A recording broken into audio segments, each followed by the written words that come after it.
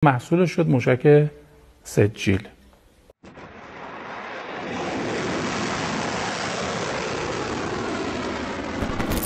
Di dunia yang katanya beradab, ada satu negara yang sejak 1948 berdiri di atas puing-puing rumah orang lain.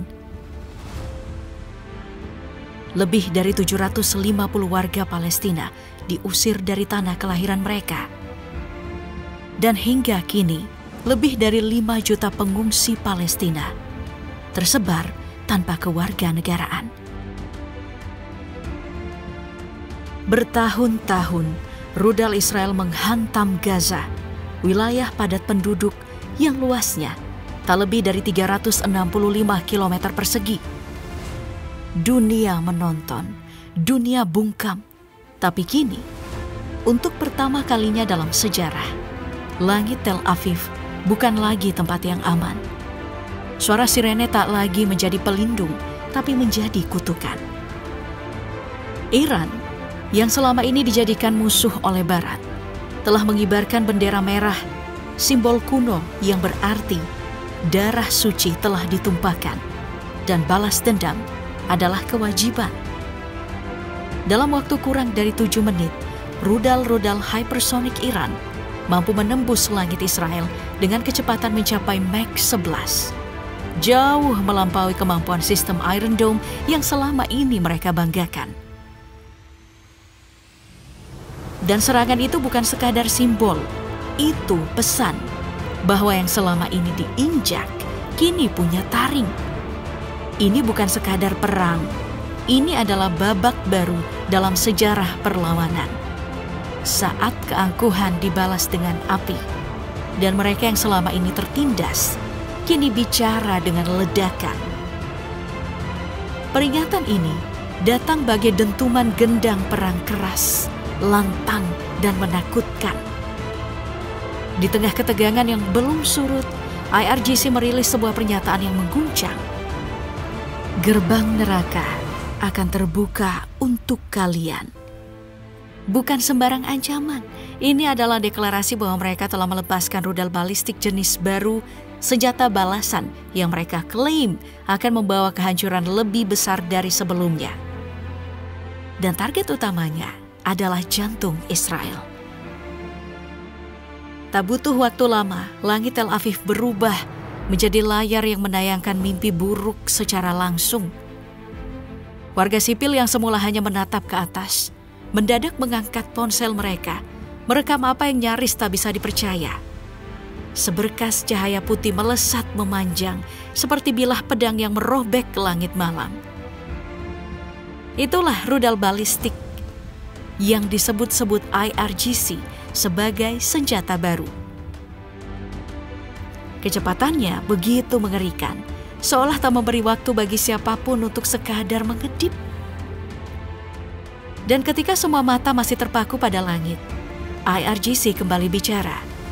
Kali ini lebih dingin, lebih menusuk.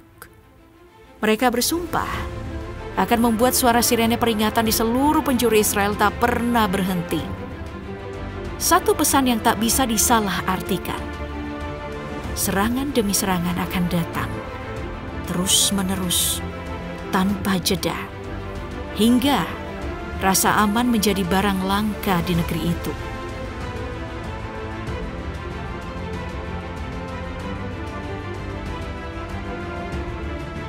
Namun di balik dentuman rudal dan kobaran emosi, para analis militer melihat sesuatu yang lain, sesuatu yang lebih dalam.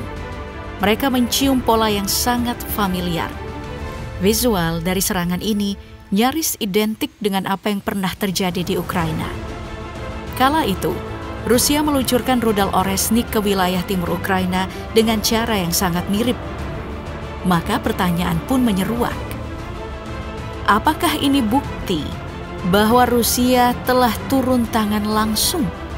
Apakah rudal Oresnik kini berpindah tangan ke Iran sebagai bentuk dukungan diam-diam? Sebuah dugaan yang kian menguat, mengingat kabar yang menyebut Moskow tengah mempertimbangkan pengiriman bantuan rudal ke Teheran. В июне сего года будет. Мы ждем этого и готовимся. Setelah dilakukan penyelidikan mendalam, spekulasi mengenai keterlibatan rudal Oresnik milik Rusia akhirnya terpatahkan. IRGC secara resmi mengonfirmasi bahwa senjata yang meneror langit Israel itu adalah rudal balistik buatan mereka sendiri, Sejil. Rudal ini merupakan bagian dari keluarga rudal jarak menengah yang sudah dikenalkan sejak 2014. Namun, serangan ke Israel kali ini menjadi momen bersejarah, karena inilah untuk pertama kalinya Sejil benar-benar digunakan dalam operasi militer. توانایی حمل سر جنگی به وزن 650 کیلوگرم را دارد. سجیل از لانچرهای Secara logika, kemunculan Sejil di atas langit Tel Aviv adalah alarm bahaya bagi Israel. Rudal ini bukan main-main. Ukuran fisiknya saja sudah cukup membuat gentar. Panjangnya mencapai 18,2 meter dengan diameter 1,25 meter. Artinya, Sejil punya kapasitas besar untuk membawa muatan mematikan.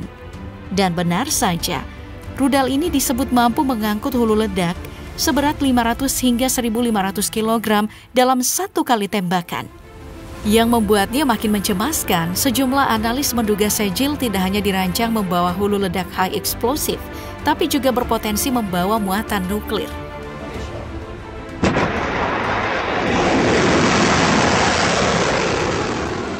Meski begitu, Iran masih merahasiakan apakah rudal ini memiliki kecepatan supersonik atau bahkan hypersonic. Tapi ada satu detail yang mereka ungkap. Meskipun berat Sejil mencapai 23.600 kg, rudal ini diklaim mampu menjangkau Tel Aviv dari Natanz hanya dalam waktu kurang dari 7 menit. Padahal, jarak antara Natanz dan Tel Aviv terbentang lebih dari 1.600 km. Jika data ini benar, maka artinya Sejil bisa melesat dengan kecepatan sekitar 13.700 km per jam. Setara dengan 11 kali kecepatan suara.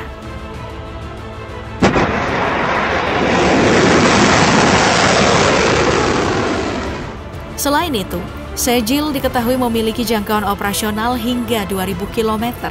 Artinya tidak ada satupun wilayah di Israel yang berada di luar jangkauan rudal ini. Dan yang paling dibanggakan Iran dari Sejil adalah teknologi bahan bakarnya.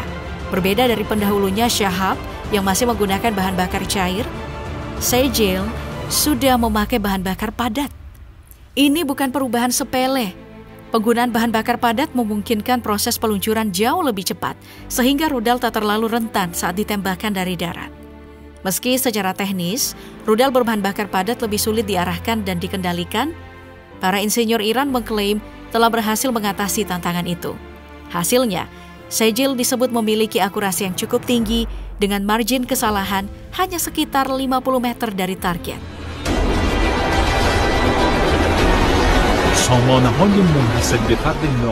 Banyak analis menilai bahwa pemanfaatan bahan bakar padat pada Sejil menjadi bukti bahwa kemampuan teknologi rudal Iran telah mengalami lompatan besar. Terlebih lagi, jika dibandingkan dengan rudal Shahab yang hanya bisa diluncurkan secara vertikal, Sejil punya keunggulan tersendiri karena dapat ditembakkan dari berbagai sudut. Fleksibilitas ini jelas memberikan keunggulan taktis yang besar bagi unit peluncur rudal Iran di medan perang.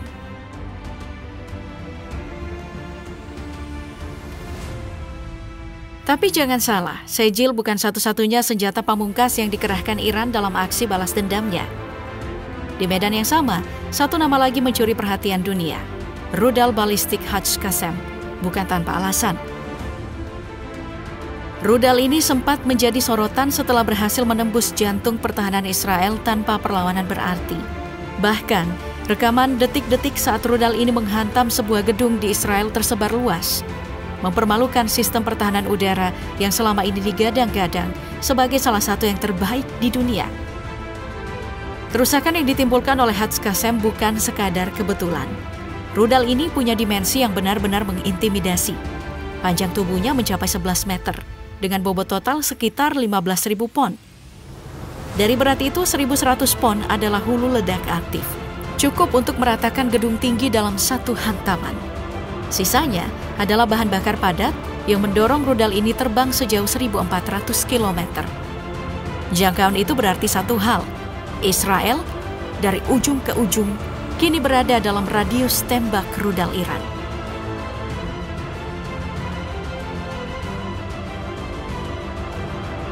Namun dari semua keunggulannya ada satu kemampuan Hatz-Qassem yang benar-benar membuat jadi momok.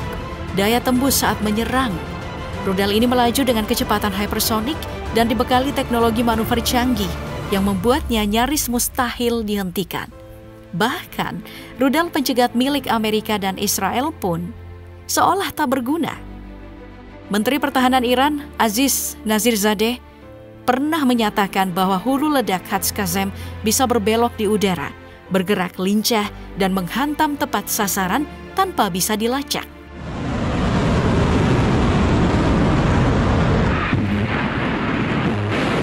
Ternyata masih ada satu nama lama yang terus berdiri kokoh di barisan depan arsenal militer Iran. Rudal yang tak pernah benar-benar tenggelam di panggung kekuatan regional.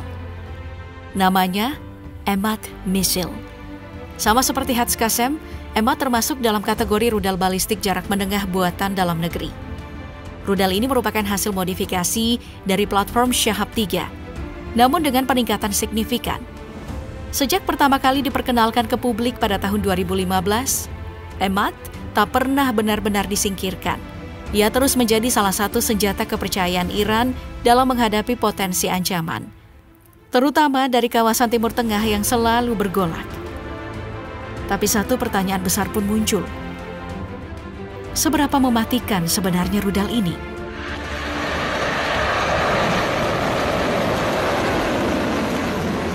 Memang, tak banyak informasi resmi yang bisa digali soal Emad. Iran menyimpan rapat-rapat detail teknisnya. Tapi satu hal yang sudah dikonfirmasi, rudal ini memiliki diameter sekitar 1,25 meter. Ukuran yang sangat besar untuk menampung hulu ledak seberat 1.650 pon. Artinya jelas, Emad memiliki daya hancur yang jauh lebih besar dibandingkan Hatz-Qassem. Dan bukan cuma soal bobot. Emad hadir dengan desain baru di bagian hidung, sebuah kerucut canggih yang memungkinkan ledakan terjadi tepat di atas target. Desain ini bukan tanpa tujuan. Emad dirancang untuk serangan udara, baik menggunakan senjata kimia, biologis, atau bahkan hulu ledak nuklir. Bahkan tak sedikit analis yang menyebut rudal ini cocok digunakan dalam serangan elektromagnetik nuklir yang dapat melumpuhkan seluruh sistem elektronik musuh hanya dalam satu ledakan udara.